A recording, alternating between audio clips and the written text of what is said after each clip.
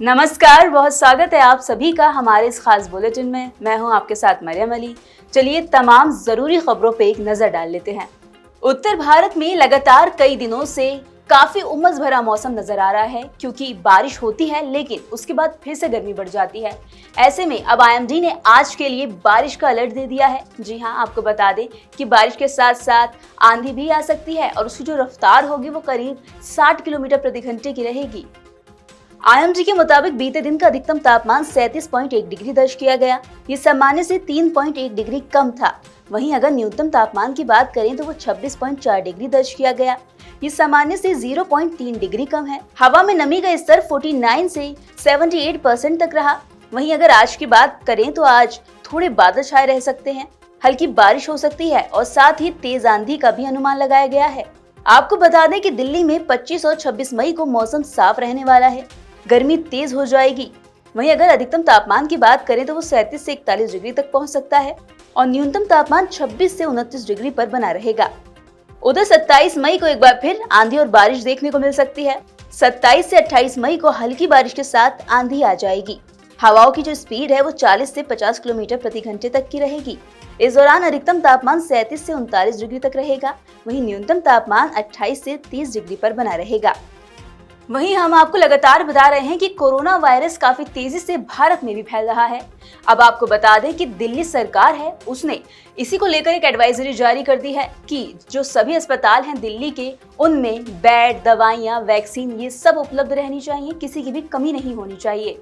जब से ये वायरस तेजी से फैलने की खबर सामने आई है, ऐसे में स्वास्थ्य विभाग ने दिल्ली के साथ कई राज्यों को अलर्ट दे दिया है। आपको बता दें कि सरकार ने स्वास्थ्य संस्थानों से जीनोम अनुक्रमण के लिए सभी पॉजिटिव नमूनों लोकनायक अस्पताल भेजने को कह दिया है। इसमें कहा गया है कि अस्पतालों को बेड, ऑक्सीजन, एंटीबायोटिक्स, अन्य दवाओं और वैक्सीन की उपलब्धता के मामले में तैयार सुनिश्चित रहना चाहिए। उधर वेंटिलेटर, बाईपीएपी, ऑक्सीजन कंसंट्रेटर और पीएसए जैसे सभी उपकरण चालू हालत में रहने चाहिए। इसमें कहा गया है कि सभी मापदंडों की दैनिक रिपोर्ट को दिल्ली राज्य स्वास्थ्य डेटा प्रबंधन पोर्टल पर भी जारी करना चाहिए। वहीं प्रधानमंत्री नरेंद्र मोदी आज नीति आयोग की 10वीं गवर्निंग काउंसिलिंग बैठक की अध्यक्षता करने वाले हैं। आपको बता दें इसमें 2047 तक जो विकसित भारत की बात कही गई थी उस पर विचार विमर्श हो सकता है। जानकारी के मुताबिक ऑपरेशन सिंदूर के बाद ये प्रधानमंत्री की सभी राज्यों और केंद्र शासित प्रदेशों के मुख्यमंत्रियों के साथ पहली बड़ी बैठक होगी। सूत्रों के मुताबिक इस बैठक में बजट 2025 और 26 में की गई पहलुओं पर और 2047 तक भारत को एक विकसित देश बनाने की बात पर विचार और विमर्श हो सकता है।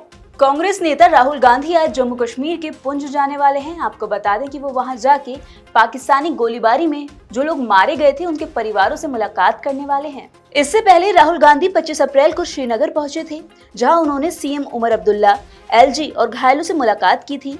गौरतलब है कि पहलगाम की बैसन घाटी में 22 अप्रैल की दोपहर आतंकवादियों ने पर्यटकों पर फायरिंग की थी। इस हमले में करीब 26 टूरिस्ट मारे गए थे, 10 से ज्यादा घायल भी हुए थे। इसके बाद भारतीय वायुसेना ने 6 से 7 मई 2025 की रात को कार्रवाई की थी, जिसमें पाकिस्तान और पीओके में 9 आतंकी ठिकानों पर एयर स्ट्राइक की गई थी, जिसमें जैश ए मोहम्मद, लश्कर ए तैयबा और हिजबुल मुजाहिदीन से जुड़े 100 आतंकी मारे गए थे।